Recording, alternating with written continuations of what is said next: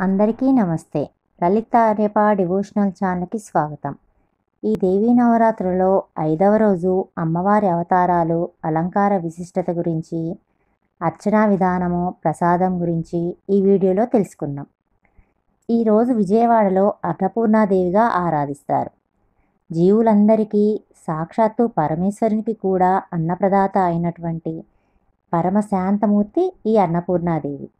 ఈమె 2 భుజములు కలిగి ఒక చేతిలో అన్నపాత్ర, మరొక చేతిలో గరిట ధరించి శివునికి భిక్షావందనం చేస్తున్నట్లుగా ఉన్న రూపమే ఈ అన్నపూర్ణ రూపం. కొన్ని ప్రాంతాలలో శాంతమూర్తిగా కాళీ రూపంలో కూడా ఆరాధిస్తారు. ఈమె నీలవర్ణంతో నరికిన చేతులను వస్త్రంగా ధరించి, కపాలమాలను దాల్చి 4 భుజాలతో ఖడ్గం, పానపాత్ర, ఖండిత శిరస్సు, శూలాన్ని ధరించి శంకరుని హృదయం మీద తన ఎడమ కాలిని ఉంచి ఎర్రని 3 కన్నులతో పొడవైన కోరలతో నాలుక బయటకు చాపినటువంటి పరమ ఉగ్రమూర్తి రాత్రి స్వరూపిణి కాళీమాత. కొన్ని ప్రాంతాలలో వారాహి శక్తిగా కూడా ఆరాధిస్తారు. గృహీతోగ్ర మహాచక్రే ద్రంష్టోద్భుత వసుందరే వరాహరూపిణి శివే నారాయణి నమోస్తుతే. ఈ వారాహి అన్నప్రదాయిని.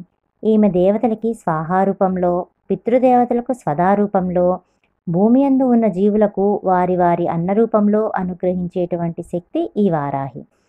ఈమె మహాచక్రాన్ని ధరించి తన కోరలపై భూమిని నిలిపి యజ్ఞములన్నిటికీ ఫలితాన్నిచ్చే యజ్ఞవరాహమూర్తిగా దున్నపోతు మీద 4 చేతులతో వరద, అభయ, రోకలి, నాగలిని ధరించి వరాహముఖం కలిగినటువంటి పంచమీ శక్తి ఈమె. ఈ విధంగా ఈ అలంకారాలతో అమ్మవారిని ఆరాధిస్తారు.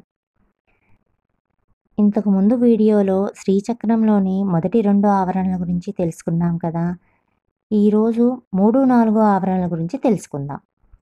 తృతీయ ఆవరణం అంటే 3వ ఆవరణం. ఇది 8 దళాలను కలిగి ఉంటుంది. దీనిని సర్వసంక్షోభిణీ చక్రం అని అంటారు. ఈ ఆవరణానికి అధిదేవత త్రిపుర సుందరి. దీనిలో చూపించేటువంటి ముద్ర సర్వాకర్షణీ ముద్ర. ఈ ఆవరణంలో ఉండేటువంటి కళ బ్రహ్మకళ. ఈ తృతీయావరణానికి అధిష్టాన గ్రహం శుక్రగ్రహం. ఈ ఆవరణాన్ని అర్చించడం వలన లభించే సిద్ధి మహిమాసిద్ధి. ఇక చతుర్థావరణం అంటే 4వ ఆవరణం. దీనిలో 14 కోణాలు కలిగి ఉంటుంది. దీనిని సర్వ సౌభాగ్యదాయక చక్రం అని అంటారు. ఈ ఆవరణానికి అధిదేవత త్రిపురవాసిని. దీనిలో చూపించేటువంటి ముద్ర సర్వవశంకరీ ముద్ర. ఈ ఆవరణంలో ఉండేటువంటి కళ సదాశివ కళ. ఈ చతుర్థావరణానికి అధిష్టాన గ్రహం చంద్రగ్రహం. ఈ చతుర్థావరణాన్ని అర్చించడం వలన లభించే సిద్ధి ఈశిత్వ సిద్ధి. ఈరోజు అర్చన విషయానికి వస్తే, ఈరోజు అమ్మవారిని పారిజాత పూలతో అర్చించి మూలుగు ఆకుల మాల, బూడిద రంగు ఆకుల మాలతో అలంకరించాలి.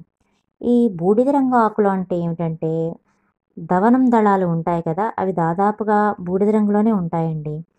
అలా బూడిద రంగులో ఉన్నటువంటి ఆకుల మాలతోటి అలంకరించాలి. ఇక ప్రసాదం ఈరోజు దద్దోజనం. దద్దోజనానికి కావాల్సిన పదార్థాలు ఏమిటో ఇప్పుడు చూద్దాం. బియ్యం, పెరుగు, తిరగమాత గింజలు, అల్లం, పచ్చిమిర్చి, కొత్తిమీర, ఎండుమిరపకాయలు, నూనె. ఇవండి దద్దోజనానికి కావాల్సిన పదార్థాలు. ఇప్పుడు దద్దోజనం ఎలా తయారు చేయాలో చూద్దాం. ఈ దద్దోజనానికి ముందుగా అన్నం మెత్తగా వండుకోవాలి. అన్నం ఉడికిన తర్వాత ఒక గిన్నెలోకి తీసుకొని చల్లార్చుకోవాలి. అన్నం వేడిగా ఉన్నప్పుడు పెరుగు కలుపుకోకూడదు, అందుకని చల్లార్చుకోవాలి. ఈ అన్నం చల్లారేలోపు తిరగమాత సిద్ధం చేసుకోవాలి. దీనిలో పచ్చిపప్పు, మినప్పప్పు, ఆవాలు, జీలకర్ర, ఎండుమిర్చి, కొంచెం ఇంగువ వేసుకోవాలి. ఇప్పుడు ఈ అన్నంలోకి ఉప్పు, పెరుగు, ఈ తిరగమాత, పచ్చిమిర్చి ముక్కలు, అల్లం ముక్కలు, కొత్తిమీర, కరివేపాకు వేసి కలుపుకోవాలి. ఇదిగోండి, అమ్మవారికి ప్రసాదం దద్దోజనం తయారైపోయింది. ఈ దద్దోజనాన్ని నైవేద్యంగా పెట్టడం వలన అమ్మవారు శాంతించి బాగా ఆనందపడుతుందటండి. ఆ శాంతమూర్తి రూపంలోనే మనల్ని అనుగ్రహిస్తుందట. అందువల్ల మీరందరూ కూడా ఈ విధంగానే అర్చించి అమ్మవారి అనుగ్రహాన్ని పొందగలరు. 6వ రోజు పూజా కార్యక్రమాలు, అమ్మవారి అలంకారాల విశిష్టత గురించి తెలియచేయడానికి మళ్ళీ మీ ముందుకొస్తుంది మీ లలితారిప డివోషనల్ ఛానల్. ధన్యవాదములు.